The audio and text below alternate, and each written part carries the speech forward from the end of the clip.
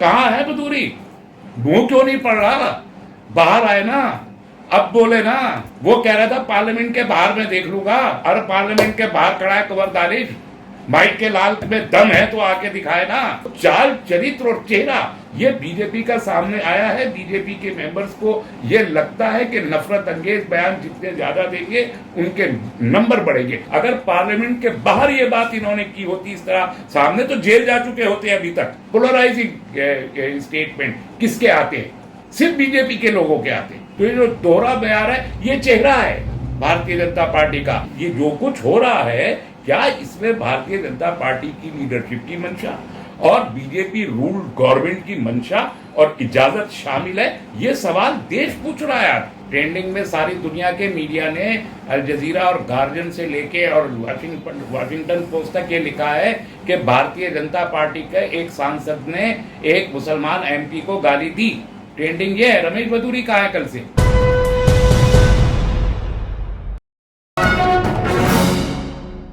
अभी जिस तरह एक वीडियो रमेश बिधूड़ी जो एमपी हैं साउथ दिल्ली से, उनकी वायरल हो रही है, जिसमें उन्होंने कुंवर दानिश अली को, जो खुद एक मेंबर ऑफ पार्लियामेंट हैं, किस तरीके से उनके लिए अल्फाजों का इस्तेमाल किया और क्या क्या उनको कहा गया, ये सभी जो है देश नहीं बल्कि पूरी दुनिया ने देख लिया है। और इसी पूरे मुद्दे पर बात करने के लिए मेरे साथ मौजूद हैं तस्लीम रहमानी। तस्लीम रहमानी साहब, बीजेपी सांसद जो है रमेश बिधूड़ी कल से ट्रेंडिंग में चल रहे हैं। इतना तो G20 जो है वायरल नहीं हुआ जितना उनका ये संसद में दिया गया बयान वायरल हो रहा है। किस तरह देख रहे हैं इस पूरे मामले को? नई संसद में और नया बयान, क्या क्रोनोलॉजी समझ में आ रही है? ट्रेंडिंग में रमेश बिधूड़ी नहीं चल रहे, फिर क्या चल रहा है? ट्रेंडिंग में कुंवर दानिश अली चल रहे हैं जी। ट्रेंडिंग में हिंदुस्तान का मुसलमान चल रहा है। ट्रेंडिंग में वजीर आजम का वो बयान चल रहा है कि नए संसद भवन के में और नए युग की तारीख होगी, नए संस्कार सामने आएंगे। ट्रेंडिंग में ये चल रहा है। ट्रेंडिंग में सारी दुनिया के मीडिया ने अल जजीरा और गार्जियन से लेके और वाशिंगटन पोस्ट तक ये लिखा है कि भारतीय जनता पार्टी के एक सांसद ने एक मुसलमान एमपी को गाली दी। ट्रेंडिंग ये है। रमेश बदूरी कहाँ है कल से? आप बताइए। पूरा का पूरा कल international media, national media, social media, electronic media, print media, वर्टिकुलर media, सारा देश बोल रहा है, सारी दुनिया देख रही है। सब अपने गाल पीट रहे हैं कि ये क्या बदतमीजी है। लोकसभा के अंदर, पार्लियामेंट के अंदर, यानी सारी दुनिया की पार्लियामेंट में कोई एक ऐसी नजीर नहीं मिल सकती जहां इस किस्म के अल्फाज एक बदतमीज इंसान ने इस्तेमाल किए हों। कोई इसकी नजीर नहीं है। और वो कल से अब तक सामने नहीं आया। एक लफ्ज माफी तक था उसकी जबान, और माफी क्या मांगेंगे? मुंह कहाँ है कि आवाम का सामना कर सके वो शख्स? आप बताइए। कुंवर दानिश सबके सामने, कुंवर दानिश के पास हर आदमी जा रहा है इंटरव्यू लेने के लिए। कुंवर दानिश अपनी कहानी बता रहे हैं सबको, उसे छाप रहा है, दिखा रहा है सारा मीडिया। कहाँ है बदूरी? मुंह क्यों नहीं पड़ रहा? बाहर आए ना, अब बोले ना। वो कह रहा था पार्लियामेंट के बाहर मैं देख लूंगा। अरे पार्लियामेंट के बाहर खड़ा है कुंवर दानिश, माइक के लाल में दम है तो आके दिखाए ना। क्या दिखाना चाहता था? सब देख लिया लोगों ने। क्या लग रहा है आपको ये कि नए तरीके से कोई नई प्लानिंग के तहत किया गया है? क्योंकि पूरे होशो हवास में संसद एक ऐसी जगह जहां पर जरा सी बात कहने पर जो है सदस्यता रद्द कर दी जाती है दूसरे लोगों की। देखिए, भारतीय जनता पार्टी का ये चाल, चरित्र और चेहरा है। 20 साल से वो कहते हैं कि हमारा एक चाल है, हमारा एक चरित्र है, हमारा एक चेहरा है। अब आप देख लीजिए, चेहरा तो न सिर्फ ये कि ये मेंबर पार्लियामेंट था जो पार्लियामेंट हाउस के अंदर गाली दे रहा था, ये एक चेहरा है। दो चेहरे उसके साथ बैठे थे जो सीनियर यूनियन मिनिस्टर हैं, जो आज ये कह रहे हैं कि हमने तो सुना ही नहीं था। फिर आप किस बात पे हंस रहे थे? भाई, एक बड़ा मशहूर शेर है, या तो दीवाना हंसे या तूली से तौफीक दे। आप हंस रहे थे और आप कह रहे हैं कि मैंने सुना नहीं था। तो इस किस्म का हंसना तो दीवानगी कहलाता है। तो क्या आप दीवानगी में हंस रहे थे? और अगर आप दीवानगी में हंस रहे थे तो आपको पार्लियामेंट में रहने का हक क्या है? क्यों आप इतने सीनियर मिनिस्ट्री में मोदी जी की मौजूद थे? अगर आपके जहनी हालत ये है कि आप बगैर कुछ सुने हंस पड़ते। और एक चेहरा वो है जो इस मुल्क का साबिक वजीर दाखिला और मौजूदा वजीर दिफा है। जो पार्लियामेंट में खड़े होकर कहता है कि मैंने सुना नहीं, लेकिन अगर कुछ अपशब्द हुए हैं तो मैं खेद व्यक्त करता हूं। आपने खेद व्यक्त नहीं करके बात को खत्म नहीं की थी जब इस मुल्क के अपोजिशन लीडर को आप पार्लियामेंट से बाहर निकाल रहे थे। 75 साल की पार्लियामेंट्री डेमोक्रेसी में किसी अपोजिशन लीडर को पार्लियामेंट से एक्सपेल नहीं किया गया। जब एक पॉलिटिकल पार्टी के पार्लियामेंट्री लीडर को आप एक्सपेल कर रहे थे, संजय सिंह को, 75 साल की तारीख में कोई रिकॉर्ड नहीं है।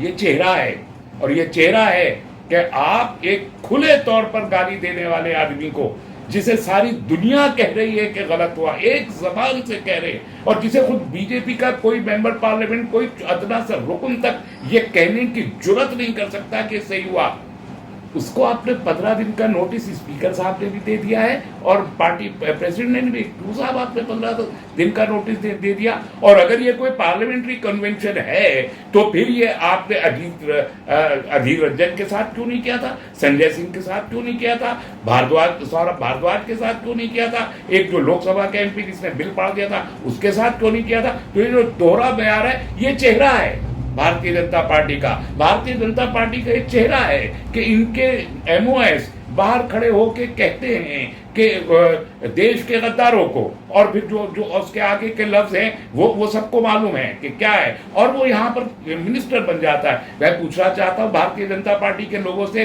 साध्वी प्रज्ञा का क्या क्वालिफिकेशन थी कि आपने उनको भोपाल से टिकट दे के और जिता लिया, और फिर वो कहती हैं कि गोडसे हमारा हीरो है। तो उसमें कहा था ना मोदी जी ने कि मैं दिल से माफ नहीं कर सकता। अच्छा, तो उन्होंने दिल से माफ नहीं किया, दिमाग से माफ किया है?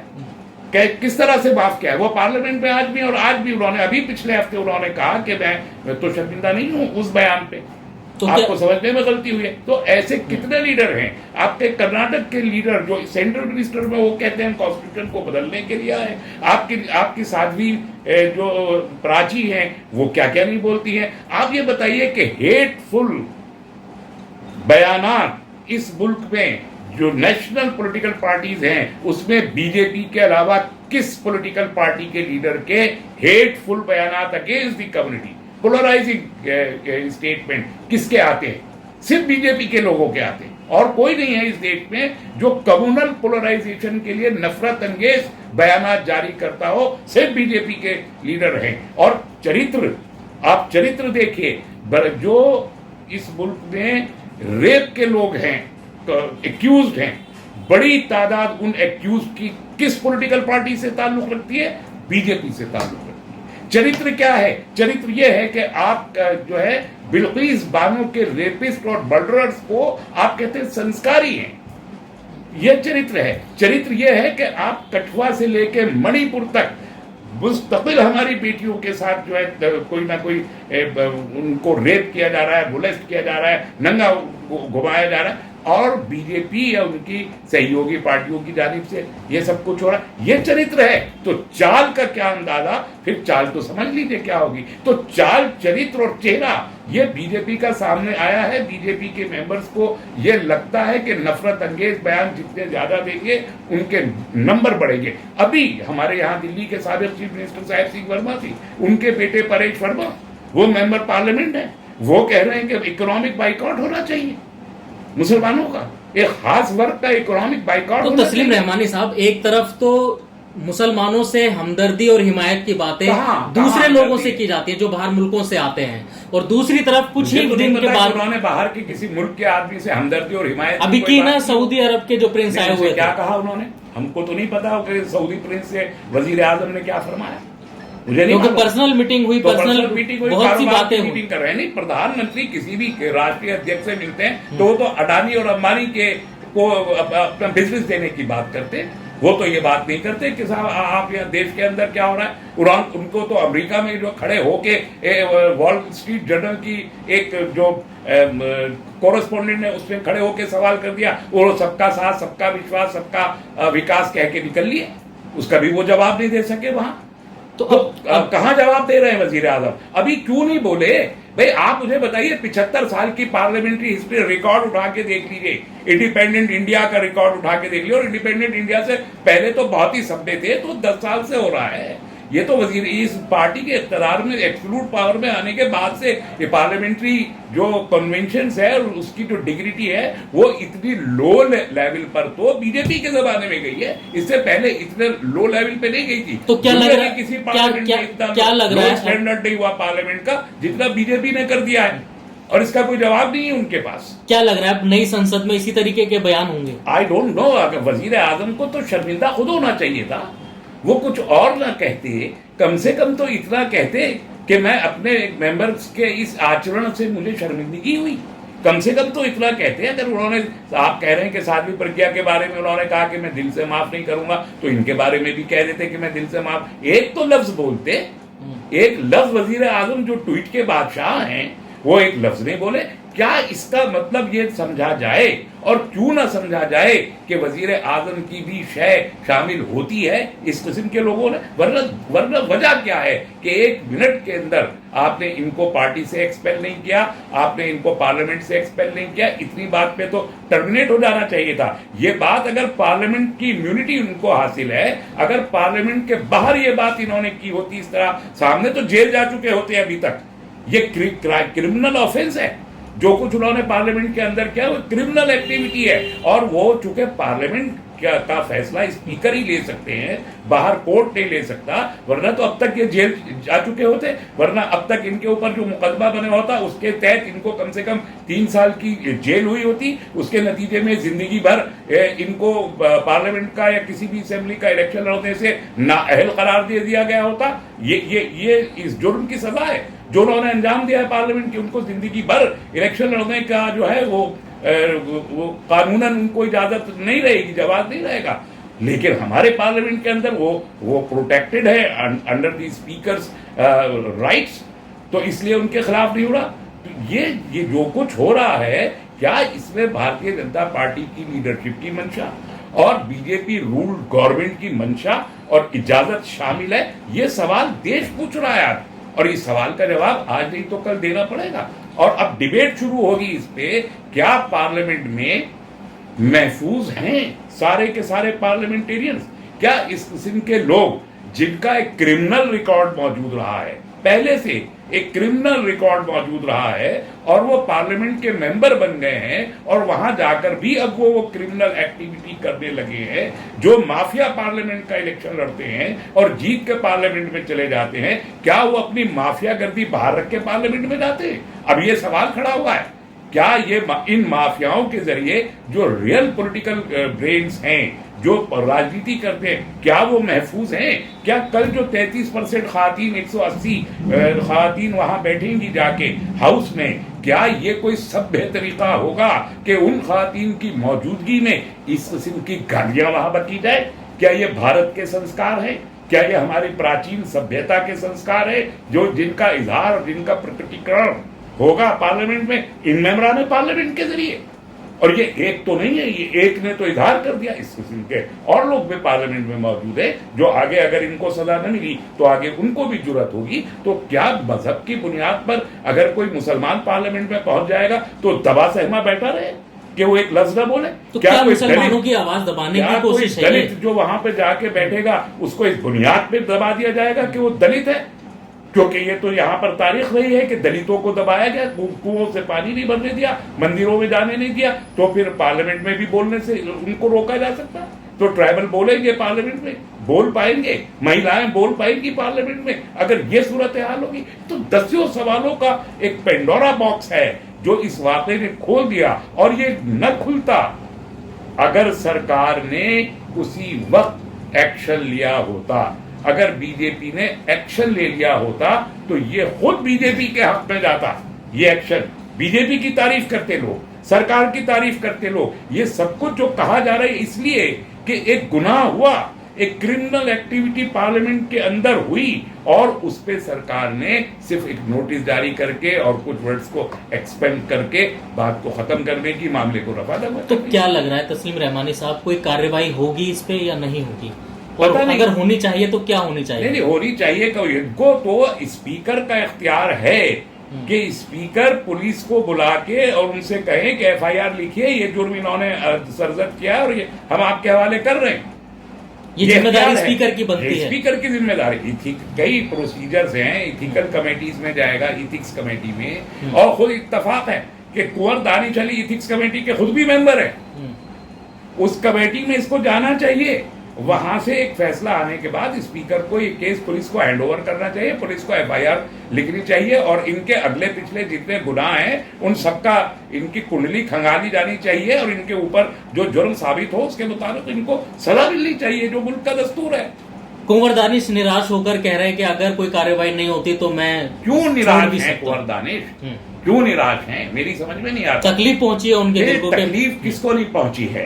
आधे से ज्यादा देश तकलीफ में है, और उस तकलीफ का इजहार किया है। कुंवर दानिश इस मामले में खुशकिस्मत है कि जो सपोर्ट 2019 में आजम खां को नहीं मिला था, जिसके वो हकदार थे, जो उन्हें मिलना चाहिए था, ये सारे प्रकरण की शुरुआत 2019 में आजम खां से होती है। उसके बाद फैजल के साथ ये हुआ, उसके बाद अफसार अंसारी के साथ हुआ, उसके बाद राहुल गांधी के साथ हुआ, उसके बाद अदीब रंजन के साथ हुआ, उसके बाद सौरभ भारद्वाज के साथ हुआ, संजय सिंह के साथ हुआ, और लोगों के साथ हुआ। लेकिन नुक्ता आगाज आजम खां है।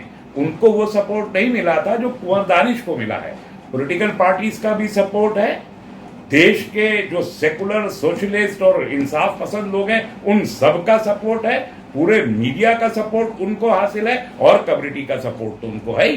तो इससे ज्यादा सपोर्ट उस टाइम सभी पार्टियों का जो एनालाइज भी तो नहीं बना पड़ा था ना, जैसे आज इंडिया बना हुआ है। अलायंस अगर न भी होता, ये तो घटना इतनी बड़ी है, ये तो वाकया क्या इसकी भी एक वजह मानते हैं आप? तारीखी नोयत का है कि किसी के साथ इस मुल्क में पहले हुआ ही नहीं, तो बिलबिला जाना तमाम लोगों का बड़ा फितरी था।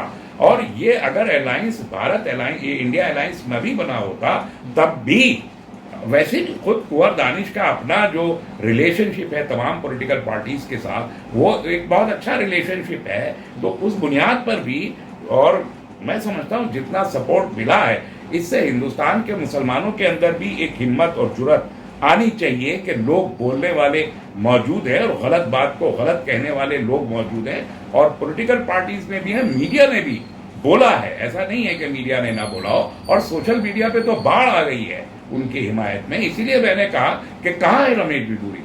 वो जो कह रहा था कि मैं बाहर देख लूंगा, वो तो घर के अंदर घुस गया खुद ही। तो सपोर्ट जो है ये, वो तो कुंवर दानिश को मिला है जो मजलूम है इस मामले में, कोई दो राय नहीं इसमें। तो मेरा ख्याल है कुंवर दानिश को मायूस होने की जरूरत नहीं है, बल्कि उनकी हिम्मत और बढ़नी चाहिए कि वो एज अ पार्लियामेंटेरियन अपने जो हुकूक है उनका इस्तेमाल करके, और पार्लियामेंट्री अपने जो एक्टिविटी है उसको और ज्यादा वो धार दे, और देश के लोगों के मसाइल उठाए, मुसलमानों के भी मसाइल उठाए। अवाम किस तरीके से जो है इस चीज का इजहार कर सकती है जो उनको तकलीफ पहुंची है? देखिए, ये अगले चंद दिनों में तय होगा, क्योंकि अभी तो पार्लियामेंट को स्पीकर साहब को तय करना है। मैं बीजेपी से उम्मीद नहीं करता, मुझे करनी भी नहीं चाहिए कि बीजेपी क्या करेगी। 15 दिन का नोटिस उन्होंने दिया है, 15 दिन बाद वो क्या करेंगे आई डोंट नो।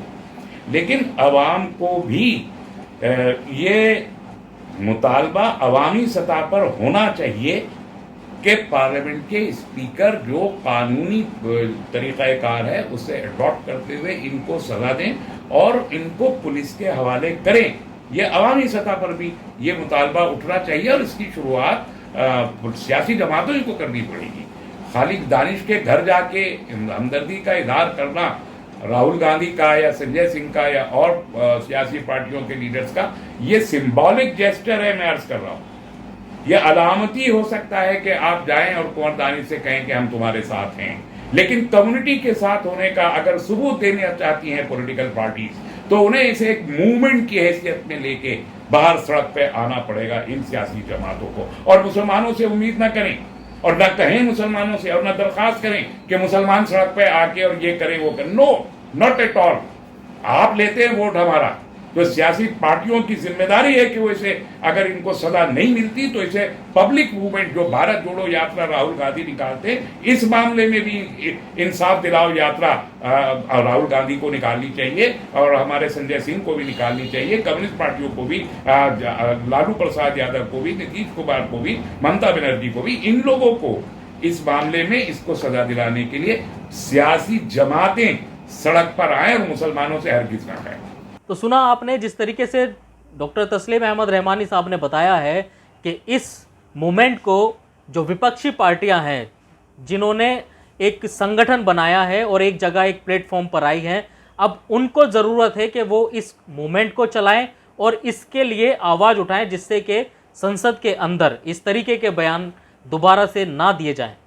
लेकिन अब इस पे दूसरी पार्टियां या दूसरे नेता क्या रुख अपनाते हैं, क्या इसके लिए प्रदर्शन करते हैं, क्या आवाज़ उठाते हैं, ये तो देखने वाली बात होगी। दिल्ली से न्यूज़ मैक्स के लिए मैं अब्दुल वाजिद चिश्ती निज़ामी। बंद कर ये लाइट। क्या हुआ अम्मा? पढ़ने दो ना बिटिया को। अरे बेटा, मैं तो सिर्फ इतना कह रही हूँ कि दिन में पढ़ लिया करे, बिजली की भी बचत होगी और फिर खर्चे भी बहुत हैं। अरे अम्मा, बिजली की बचत की चिंता मत करो। अब गहलोत सरकार ने 1 जून से हर महीने 50 यूनिट से बढ़ाकर 100 यूनिट तक बिजली बिल्कुल फ्री कर दी है। और हाँ, 100 से 200 यूनिट बिल आने पर फिक्स और फ्यूल सरचार्ज माफ कर दिया गया है। और बिजली में राहत भी और साथ में बचत भी। अरे वाह।